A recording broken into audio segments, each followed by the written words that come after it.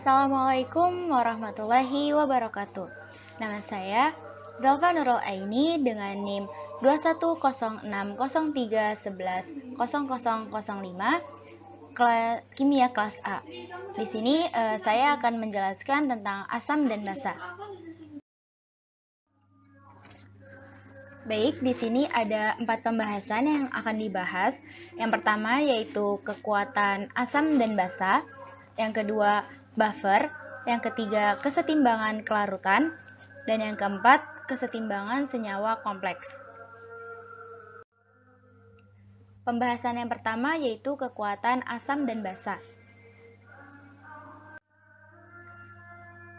Berikut adalah sifat molekul dan kekuatan asam, yaitu ketika suatu zat dilarutkan dalam air, ia dapat berperilaku sebagai asam, berperilaku sebagai basa, atau tidak menunjukkan sifat asam maupun basa. Yang kedua yaitu kekuatan asam tergantung pada kemampuannya untuk menyumbangkan proton. Kemudian kekuatan asam tergantung pada sifat pelarut, suhu, dan struktur molekul asam. Dan sekarang kita akan mempelajari kekuatan asam dari hibrida non-logam, oxoacids, dan struktur molekul asam okso senyawa dan ion logam terhidrasi.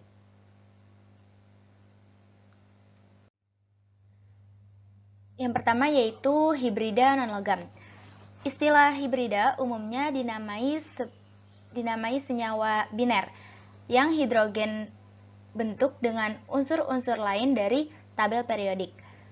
Terdapat 2 faktor yang dapat menentukan seberapa mudah sebuah proton dilepaskan dari non-logam hibrida. Yang pertama yaitu keelektronegatifan pusat non-logam E, dan yang kedua kekuatan ikatan E dengan H. Ini adalah penjelasan tentang keelektronegatifan pusat non-logam, yaitu dalam satu periode E menjadi lebih elektronegatif, kemudian ikatan E dengan H menjadi lebih polar. Dalam larutan berair, hibrida golongan 3A sampai 5A tidak berperilaku sebagai asam, tetapi peningkatan kekuatan asam terlihat dari golongan 6A menjadi 7A. Nah, ini adalah penjelasan tentang kekuatan ikatan E dengan H.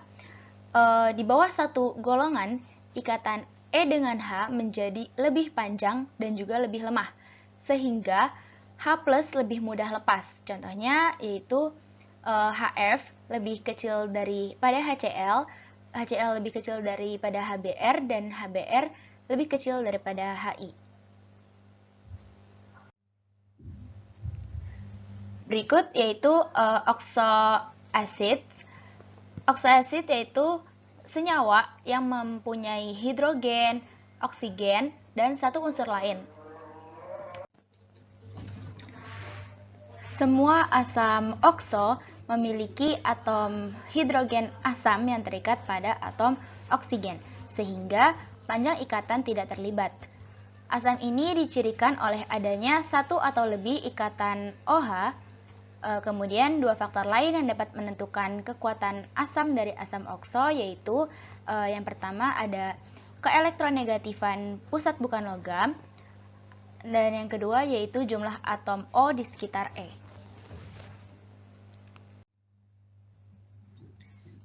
Di sini asam okso terbagi menjadi 2, yaitu ada asam okso dengan jumlah atom O yang sama dan juga asam okso dengan jumlah atom O yang berbeda. Asam okso dengan jumlah atom O yang sama yaitu kekuatan asam meningkat dengan keelektronegatifan E-nya. Contohnya asam hipohalus HOE, di mana E adalah atom halogen. Dapat juga dilihat dari nilai Ka. Semakin besar Ka, maka semakin naik keasaman suatu senyawa. Nah, kalau yang asam okso dengan jumlah atom O yang berbeda, yaitu kekuatan asam meningkat dengan jumlah atom O. Kemudian semakin banyak atom O yang ada, semakin besar juga pergeseran kerapatan elektron, dan semakin mudah ion H+ melepas.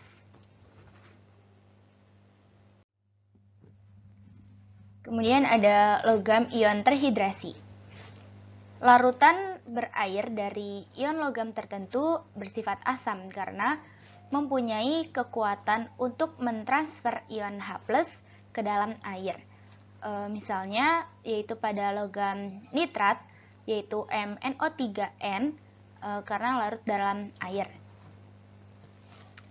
Kemudian jika logam ion Mn+-nya kecil dan bermuatan tinggi, kerapatan muatannya tinggi, kemudian menarik kerapatan elektron yang cukup dari ikatan OH molekul air yang terkait sehingga H+ dapat dilepaskan.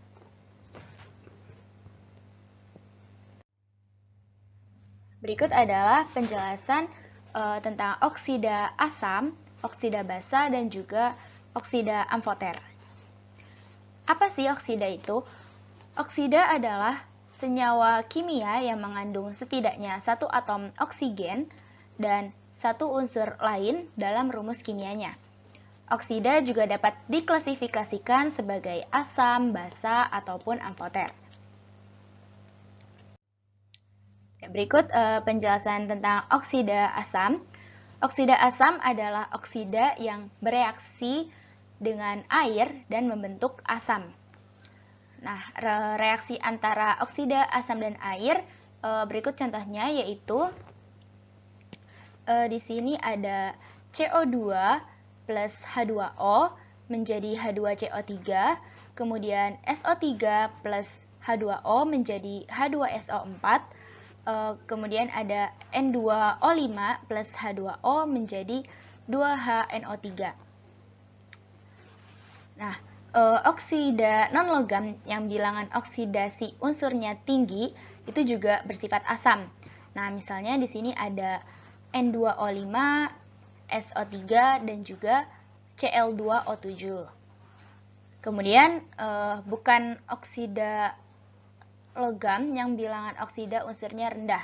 Contohnya yaitu CO dan NO, tidak menunjukkan sifat asam yang terukur.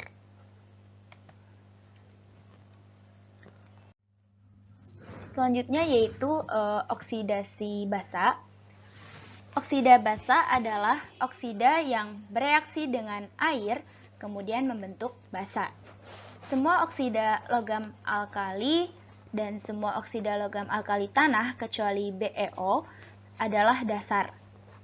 Nah, oksida logam dasar bereaksi dengan air akan membentuk hidroksida logam.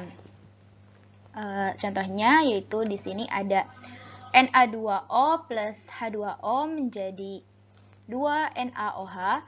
Kemudian di sini ada BaO plus H2O menjadi BaOH2. Dan tidak ada oksida non-logam yang diketahui memiliki sifat dasar. Selanjutnya yaitu di sini ada oksida amfoter. Oksida amfoter adalah oksida yang dapat bertindak sebagai asam maupun basa dalam reaksi untuk menghasilkan garam dan juga air.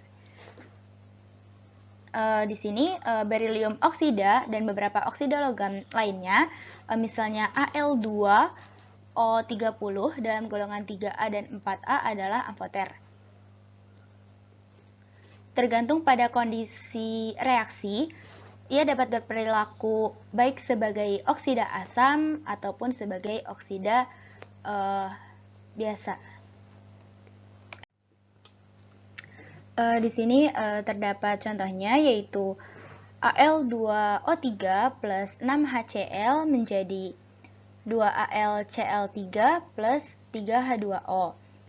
Dan di sini ada Al2O3 plus 2NaOH menjadi 3H2O plus 2NaAlOH4. Selanjutnya yaitu reaksi oksida asam dan basa. Reaksi antara oksida asam dan basa dan reaksi antara oksida basa dan asam menyerupai reaksi asam basa normal karena produknya adalah garam dan air. Contohnya di sini ada CO2 plus 2NaOH NaOH menjadi Na2CO3 plus H2O. Kemudian ada BaO plus 2HNO3 menjadi BaNO3 2 plus H2O.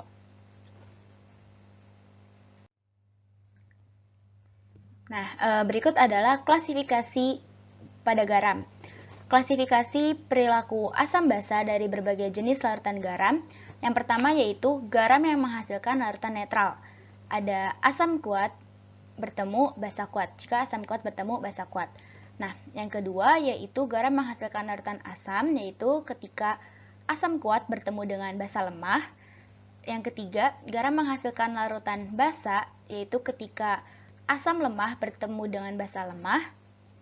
Kemudian yang keempat, garam kation asam lemah dan anion basa lemah, yaitu ketika asam lemah bertemu dengan basa lemah. Yang kelima yaitu ada garam anion amfiprotik, dan yang keenam ada asam poliprotik plus basa kuat.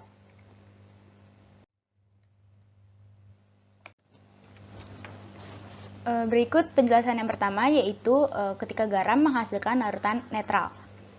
Garam yang terdiri dari anion asam kuat dan kation dari basa kuat dapat menghasilkan larutan netral.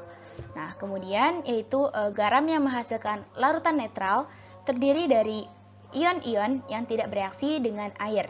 Nah, sebagai contoh di sini ada NaNO3. NaNO3 itu terbentuk dari Na plus NO3 min. Nah, kemudian yang kedua yaitu garam menghasilkan larutan asam. Garam yang mengandung asam konjugasi dari basa lemah menghasilkan larutan asam. Garam menghasilkan larutan asam mengandung anion yang tidak reaktif dan kation yang melepaskan proton ke dalam air. Nah, di sini ada contoh NH4Cl, di mana NH4Cl terbentuk dari NH4 plus Cl min. Nah, di sini NH4 basa ion konjugasi plus adalah anion dari basa lemah, kemudian NH3 dan ion Cl adalah asam konjugasi atau kation kuat dari HCl. Kemudian yang ketiga yaitu larutan dasar pembuatan garam. Garam yang mengandung basa konjugasi dari asam lemah menghasilkan basa berair larutan. Garam yang menghasilkan larutan basa mengandung kation yang tidak relatif dan anion yang menerima proton dari air. Nah, di sini ada contoh NaCN, di mana NaCN terbentuk dari Na plus Cl min. Nah, di sini ion Na plus adalah asam konjugasi dari basa kuat NaOH dan ion Cn adalah basa konjugasi dari asam lemah HCN. Anion lain yang menunjukkan sifat dasar yaitu NO2, CH3OO- dan CO3.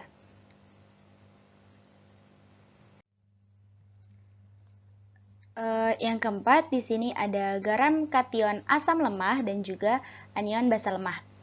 Keasaman keseluruhan larutan tergantung pada kekuatan asam relatifnya atau Ka dan kekuatan basa Kb dari ion yang dipisahkan. Kemudian jika kation dan anion bereaksi dengan air, ion dengan K lebih tinggi akan menentukan keasaman atau kebasaan pada larutan garam tersebut. Kemudian yang kelima yaitu ada garam anion amfiprotik, yaitu kation berasal dari basa kuat dan anionnya berasal dari asam poliprotik.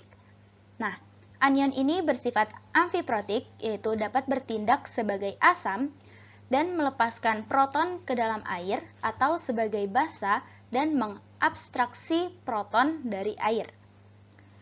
Kemudian, jika anion bersifat amfiprotik dari asam poliprotik, kekuatan anion sebagai asam Ka atau sebagai basa Kb menentukan keasaman garam itu. Contohnya di sini ada Na2HPO4 di mana Na2HPO4 ini terbentuk dari 2 Na plus HPO4. Nah, penjelasan yang kedua yaitu ada buffer atau penyangga. Berikut adalah garis besar yang akan dibahas. Yang pertama yaitu kesetimbangan buffer asam basa. Di sini akan dijelaskan apa itu buffer dan bagaimana cara kerjanya. Kemudian persamaan Henderson-Hasselbalch. Kemudian menghitung pH larutan buffer, kapasitas buffer, dan menyiapkan penyangga. Yang kedua, di sini ada titrasi asam basa, di mana yang dijelaskannya itu ada apa itu titrasi, kemudian indikator asam basanya, kemudian titrasi asam kuat basa kuat, titrasi asam lemah basa kuat, dan titrasi asam kuat basa lemah.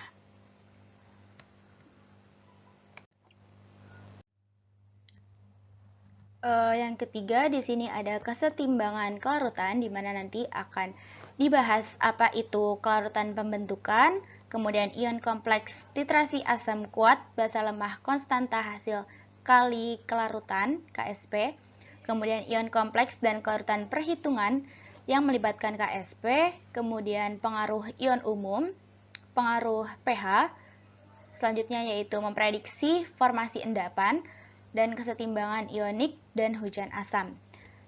Nah, yang keempat, di sini ada pembahasan kesetimbangan yang melibatkan ion kompleks, di mana nanti akan dibahas pembentukan ion kompleks dan juga ion kompleks dan kelarutan. Ya. Oke, selanjutnya yaitu apa itu buffer? Buffer adalah larutan berair yang memiliki pH yang sangat stabil. Apabila ditambahkan asam dan basa ke dalam larutan buffer, pH-nya tidak akan berubah secara signifikan.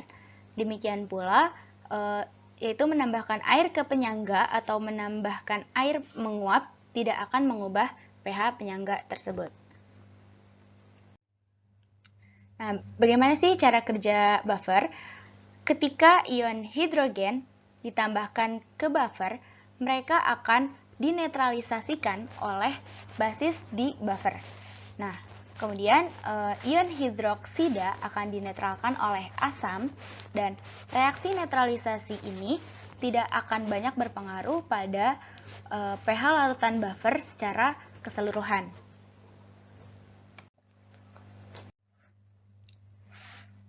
Jadi sistem kimia dan biologi ada beberapa yang sensitif terhadap pH. pH darah dengan range normal 7,35 sampai 7,42. Jika pH darah kita turun menjadi 7,00 atau naik 8,5, maka kita akan mati. Nah, pada sistem biologi, saat pH darah kita turun secara drastis, maka semua sistem akan rusak karena perubahan pH dan tidak akan berfungsi hingga menyebabkan kematian tersebut. Terus juga ada sungai dan aliran air dengan pH lebih dari 5 seringkali tidak dapat mendukung pada kehidupan ikan. Jadi di sini terdapat perbandingan antara dua larutan, yaitu yang pertama, the effect of adding acid or base to an unbuffered solution. Jadi yang pertama yaitu kita punya 100 ml HCl yang dilarutkan pada pH 5, kemudian jika ditambahkan asam kuat sebanyak 1 ml akan mengalami penurunan menjadi pH 2, dan ketika ditambahkan basa kuat sebanyak 1 ml akan mengalami penaikan menjadi pH 12. Nah, di pembahasan yang kedua ini yaitu ketika the effect of adding acid or base to a buffered solution.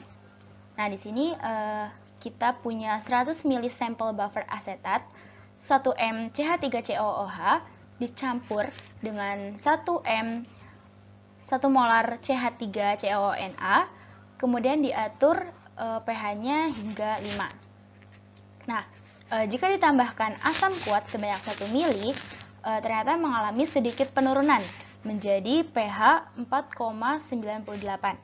Dan jika ditambahkan basa kuat sebanyak 1 mili, ternyata mengalami kenaikan menjadi pH 5,02.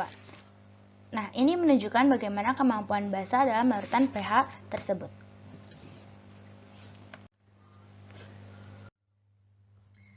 Nah, dari percobaan tadi gitu didapatkan yang pertama yaitu larutan buffer dapat menambah perubahan drastis dalam pH pada penambahan sejumlah kecil asam kuat ataupun basa kuat. Dan yang kedua yaitu umumnya sistem buffer terdiri dari yang pertama asam lemah atau basa lemah, dan yang kedua yaitu konjugatnya atau garamnya. Yang ketiga, ternyata buffer bekerja karena sejumlah besar komponen asam Ha dan basa A masing-masing mengkonsumsi sejumlah kecil OH atau H yang ditambahkan masing-masing. Nah, yang keempat yaitu asam dan basa yang membentuk buffer tidak boleh saling mengkonsumsi melalui reaksi netralisasi. Nah, di sini juga ada dua percobaan lagi, ada dua jenis larutan penyangga. Yang pertama yaitu larutan penyangga asam, umumnya terbuat dari asam lemah dan konjugatnya. Nah, contohnya itu CH3COOH plus H2O menjadi H3O plus CH3COO min, di mana komposisi buffernya yaitu CH3COOH dan CH3COO min yang berbentuk CH3COONA. Nah, yang kedua ada larutan penyangga basa, di mana umumnya terbuat dari basa lemah dan juga konjugatnya. Di sini contohnya itu ada NH3 plus H2O menghasilkan OH- plus NH4+. Nah, komposisi buffernya di sini ada NH3 dan juga NH4+ yang berbentuk NH4Cl.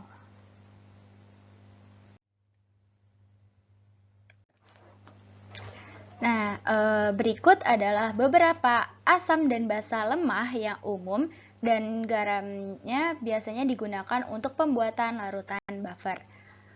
Yang pertama yaitu ada asam asetat atau CH2COOH dan natrium asetat yaitu atau CH3CONA. Nah, yang kedua yaitu asam fosfat H2PO2 dengan kalium fosfat KH2PO2. Yang ketiga ada asam oksalat dengan rumus kimianya H2C2O2 dan juga dinatrium oksalat Na2C2O2. Yang keempat ada asam karbonat atau H2CO2 dan natrium karbonat NaHCO3. Yang kelima ada amonia atau NH2 dan amonium klorida atau NH4Cl. Nah, di sini terdapat contoh CH3CO plus H2O saling berikatan menjadi H3O plus CH3CO min, di mana asam asetat merupakan asam lemah dan posisi kesetimbangannya cenderung ke kiri. Oleh karena itu, konsentrasi ion asetat kecil. Nah, jadinya seperti ini. CH2COOH plus H2O kemudian menjadi H3O plus CH3CO min. Jadi lebih cenderung ke kiri gitu. Panahnya banyakkan ke kiri. Kemudian menambahkan natrium asetat ke dalam larutan ini untuk meningkatkan ion asetat. Nah, hasilnya yaitu menjadi CH3COONA menjadi CH3COO min plus Na plus. Kemudian larutan mengandung hal-hal yang penting, yaitu banyak asam asetat yang tidak terionisasi pada larutan ini ya.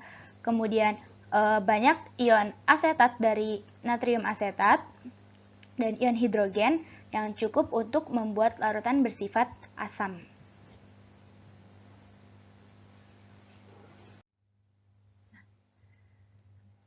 Jika ditambahkan dengan asam kuat, nah H+ ini akan bergabung dengan ion asetat untuk membuat asam asetat. Nah, jadinya seperti ini nih. CH3COO- plus H+ menjadi CH3COOH. Nah, akibatnya CH3COO- ini turun dan CH3COOH naik karena sebagian ion H+ baru dihilangkan. pH tidak akan banyak berubah. Nah, jika ditambahkan dengan basa kuat, buffer menghilangkan ion OH- dengan mereaksikan dengan H+ dari CH3COOH. Nah, jadinya seperti ini. CH3COOH dari buffer plus OH- ditambah OH- menjadi CH3COO plus H2O.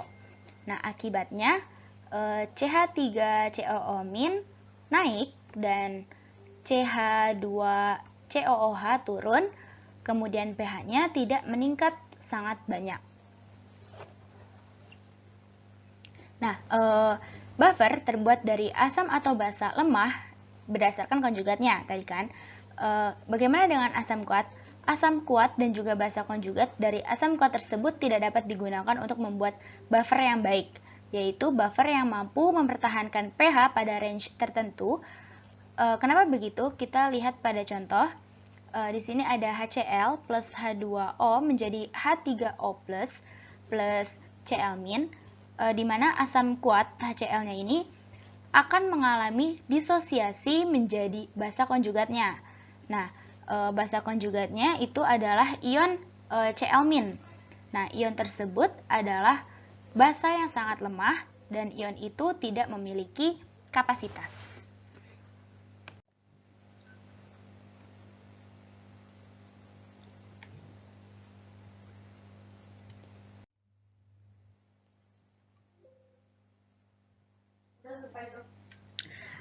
Di sini ada persamaan Henderson-Hasselbalch. Untuk setiap asam lemah Ha, persamaan disosiasi dan Ka, ekspresinya adalah di sini Ha plus H2O berikatan menjadi H3O plus A-, atau lebih mudah Ha menjadi H plus A-, di mana rumus Ka-nya menjadi H plus dikali A- per Ha.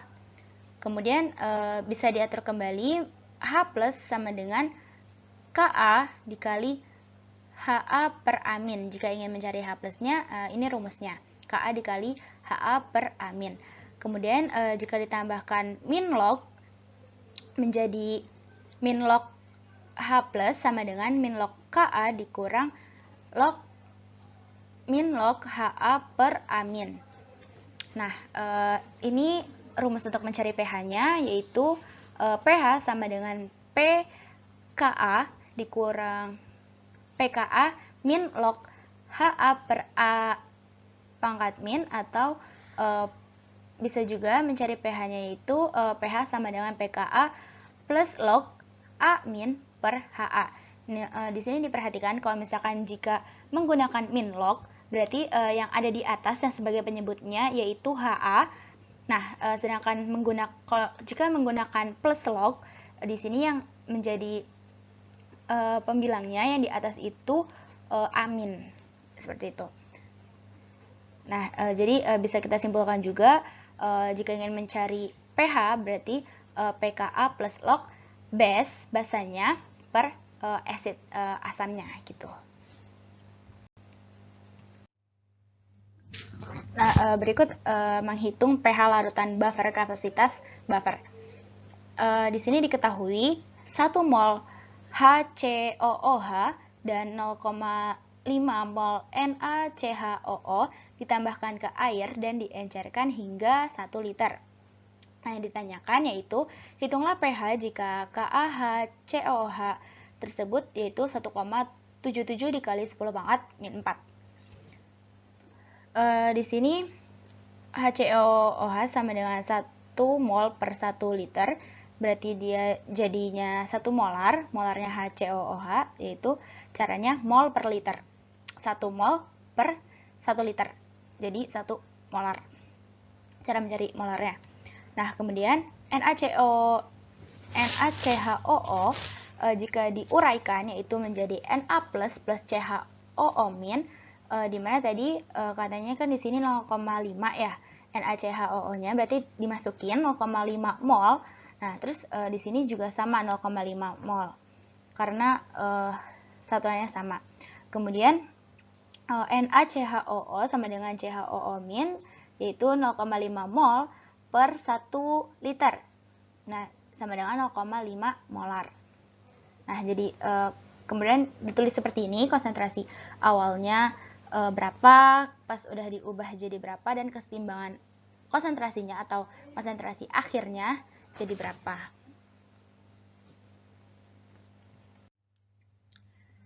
Nah, selanjutnya yaitu, tadi kan Ka-nya itu 1,77 kali 10 pangkat min 4, berarti ini tinggal dimasukkan H3O plus dikali HCOO min per HCOOH.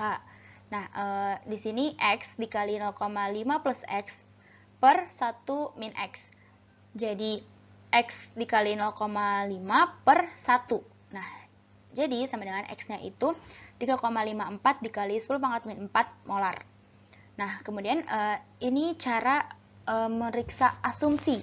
Nah, yaitu 3,54 dikali 10 pangkat min 4 per 0,5 dikali 100%. Nah, kayak gitu caranya ya, dikali 100%. Jadi, hasilnya yaitu 0,069%. Nah, cara mencari pH-nya yaitu min log H plus sama dengan min log 3,54 dikali 10 pangkat min 4. Nah, yang ini ya, dimasukin.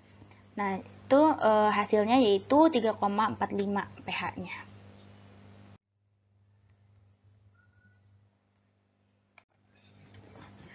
Pembahasan selanjutnya yaitu kapasitas penyangga dan rentang penyangga. Apa sih kapasitas penyangga itu? Kapasitas penyangga adalah ukuran atau kekuatan penyangga. Kemampuannya yaitu untuk mempertahankan pH setelah penambahan asam atau basa kuat. Di sini pH buffer tidak tergantung pada kapasitas buffer. Kemudian kapasitas pada akhirnya bergantung pada konsentrasi komponen, baik konsentrasi absolut dan juga konsentrasi relatif. Nah, nih di sini kapasitas buffer adalah ukuran kekuatan pada buffer tersebut. Nah, yang tadi kemampuannya yaitu untuk mempertahankan pH setelah penambahan asam atau basa kuat. Terus pH buffer juga tidak tergantung pada kapasitas buffer, dan kapasitas akhirnya tergantung pada konsentrasi komponen tadi ya, baik konsentrasi absolut maupun relatif. Nah, dalam konsentrasi absolut, semakin besar terkonsentrasi komponen buffer, maka semakin besar pula kapasitasnya. Nah, di sini ada contoh, ada dua perbandingan, buffer pertama dan juga buffer kedua. Nah, ini tuh buffer yang pertama, 1 molar CH3COO plus 1 molar CH3COO min pada 1 liter. Nah, pH-nya itu 4,74. Nah, ya di sini buffer yang kedua yaitu 0,1 molar CH3COO plus 0,1 molar CH3COO min pada 1 liter, pH-nya juga 4,74. Nah, di sini buffer 1 memiliki kapasitas yang lebih besar karena lebih konsentrat. Nah, dalam konsentrasi relatifnya, semakin dekat konsentrasi komponen satu sama lain, maka semakin besar kapasitasnya. Perbandingan presentasi perubahan rasio konsentrasi komponen untuk buffer pada dua rasio awal yang berbeda. Nah, ini contohnya, buffer pertama yaitu 1 molar Ha plus 1 molar A ditambahkan 0,01 mol OH ke 1 liter buffer. Nah, persen perubahannya yaitu 2%.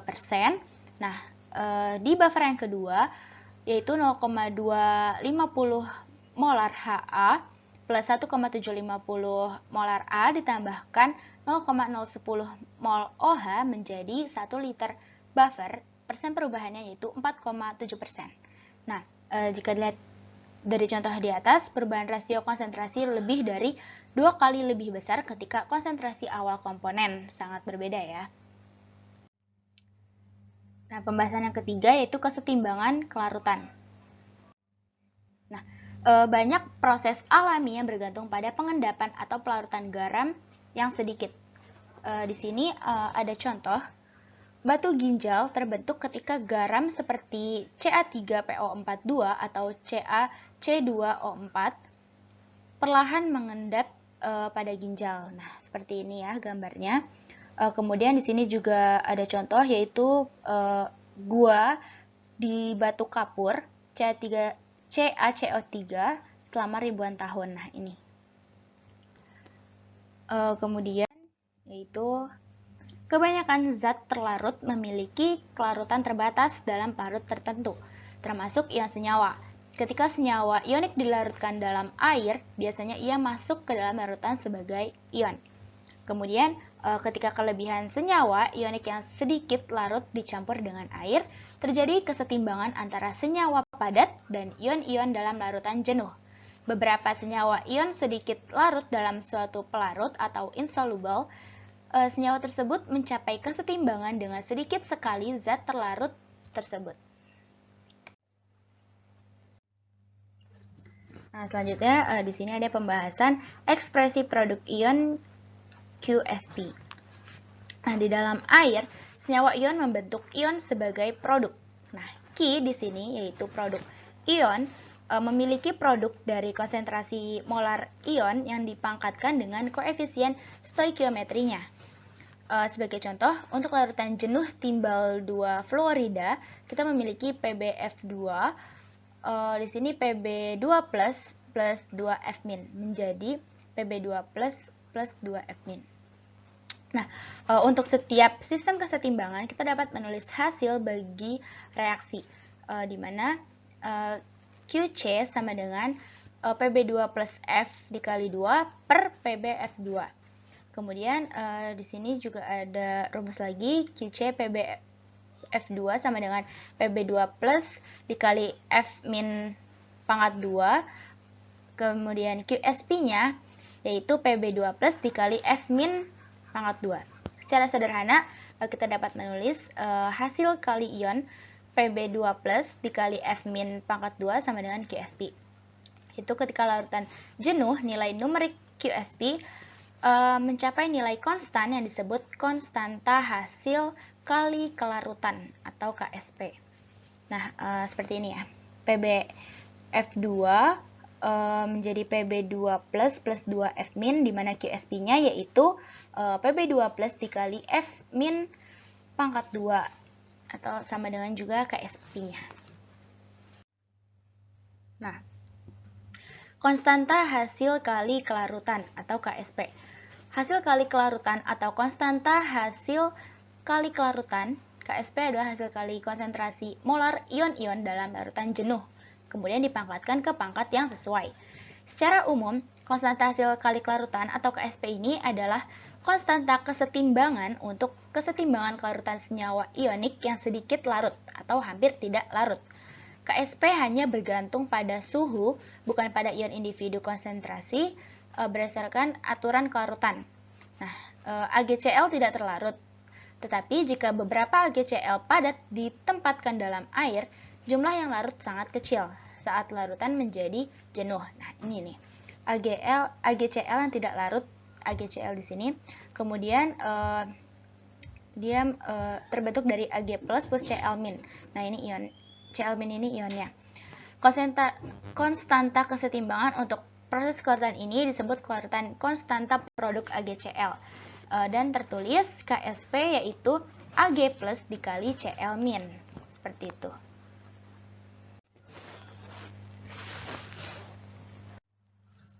Berikut adalah pengaruh ion umum. Pertimbangkan Anda ingin mengetahui kelarutan kalsium oksalat CaC2O4 dalam larutan kalsium klorida CaCl2. Efeknya adalah kalsium oksalat kurang larut dibandingkan saat kalsium oksalat larut dalam air murni. Nah, kemudian prinsip dari Le Chatelier, penambahan ion sejenis menurunkan kelarutan senyawa ionik yang sedikit larut. Nah, kristal kalsium oksalat CaC2O4 dilarutkan dalam air murni untuk menetapkan keseimbangan. Nah, seperti ini. CaC2O4 itu terbentuk dari Ca2 plus C2O4 min. Nah, penambahan CaCl2 berarti menjadi CaCl2 Ca2 plus 2Cl min. Kesetimbangannya yaitu CaC2O4 sama dengan Ca2 plus ditambahkan plus C2O4 2 min. Nah, di sini 2 min. Penurunan kelarutan kalsium oksalat dalam larutan kalsium klorida adalah contoh dari efek ion umum. Nah, berikut yaitu memprediksi formasi endapan. Untuk pelarutan padatan ionik dalam larutan berair, salah satu dari kondisi berikut mungkin ada larutan tidak jenuh, larutan jenuh, dan larutannya lewat jenuh. Nah, kita dapat membandingkan nilai QSP dengan KSP garam untuk memprediksi apakah akan terbentuk endapan atau tidak. Seperti itu caranya ya. Pembahasan yang keempat yaitu kesetimbangan senyawa kompleks. Nah, apa sih ion kompleks itu? Yang sederhana terdiri dari satu atau beberapa atom yang terikat seperti Na+ atau CH3COO-. Ion kompleks terdiri dari ion logam pusat yang terikat secara kovalen pada dua atau lebih anion atau molekul yang disebut dengan ligan. Beberapa contoh ligan ionik adalah hidroksida, klorida, dan juga sianida ion. Beberapa ligan molekuler yaitu ada air, kemudian karbon monoksida, dan juga amonia.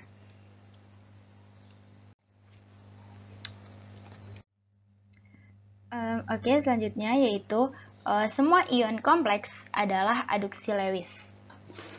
Ion logam bertindak sebagai asam Lewis atau menerima pasangan elektron, dan ligan bertindak sebagai basa Lewisnya, yaitu yang menyumbangkan pasangan elektron. Nah, seperti senyawa di bawah ini ya, Ag+ plus 2NH3 menjadi AgNH3 2.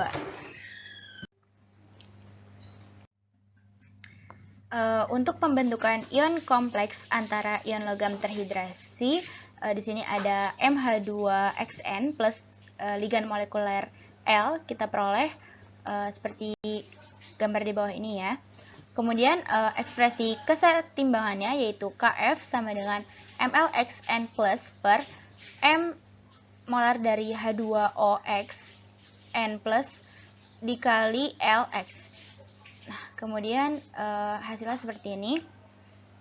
Nah, dalam pembentukan MnH3 4Kf untuk setiap langkah jauh lebih besar dari 1 karena amonia adalah basa Lewis yang lebih kuat daripada air. Oleh karena itu, jika kita menambahkan kelebihan amonia ke larutan, hampir MH2O4 semua ion M2+ ada sebagai MnH3 4 2+. Nah, ligan meningkatkan kualitas senyawa ionik yang sedikit larut jika membentuk ion kompleks dengan kation. Misalnya besi 2 sulfida sangat sedikit larut. Nah, di sini FeS plus H2O menjadi Fe2 plus HS min plus OH min. Nah, KSP-nya yaitu 8 dikali 10 pangkat min 16. Ketika kita menambahkan beberapa NaCN 1 molar, ion Cn bertindak sebagai ligan. Nah, jadi seperti ini. Fe2 plus 6Cn min, yaitu menjadi FeCN 6 pangkat min 4. Kf-nya itu 3 dikali 1035. Nah, untuk melihat pengaruh pembentukan ion kompleks terhadap kelarutan FeS, kita menambahkan kedua persamaan. Di sini FeS plus 6Cn min plus H2O yaitu menjadi FeCN 6 pangkat min 4 plus HS min plus OH min. Dan kalikan konstanta kesetimbangannya. Nah, KSP dikali KF yaitu 8 dikali 10 pangkat min 16 dikali 3 dikali 1035 hasilnya yaitu 2 dikali 1020. Kemudian disosiasi keseluruhan FeS menjadi ion meningkat pesat dalam keberadaan ligan.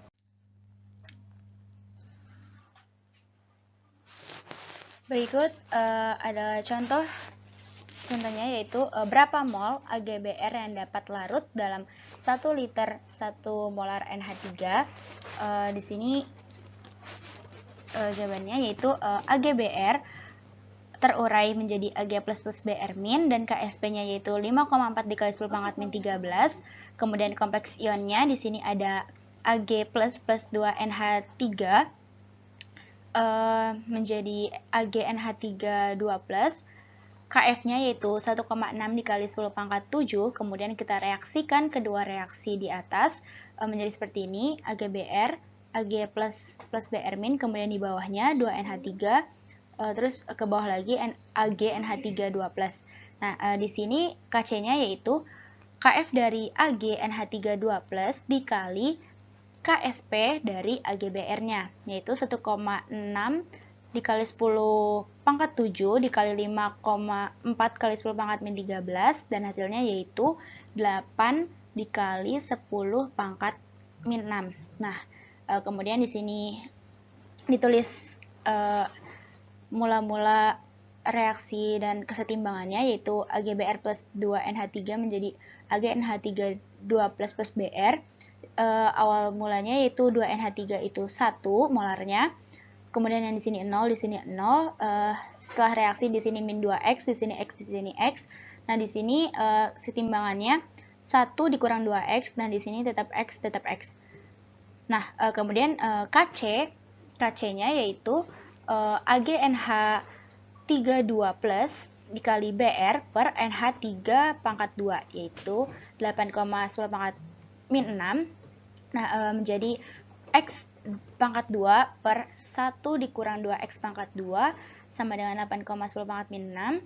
Nah, di sini menjadi x per 1 min 2x sama dengan 2,8 dikali 10 pangkat min 3. Nah, kemudian x di sini yang di bawah, yang tadinya pembagian ke atas jadi dikali, yaitu 2,8 dikali 10 pangkat min 3 dikali 1 min 2x, kemudian hasilnya yaitu 2,8 dikali 10 pangkat min 3 min 5,6 dikali 10 pangkat min 3x. Kemudian pindah ruas, min 5,6 nya ini pindah ruas, jadi x plus 5,6 dikali 10 pangkat min 3x sama dengan 2,8 dikali 10 pangkat min 3, dan ketemu x-nya yaitu adalah 2,8 dikali 10 pangkat min 3m. Seperti itu. Oke, terima kasih. Kurang lebihnya mohon maaf. Wassalamualaikum warahmatullahi wabarakatuh.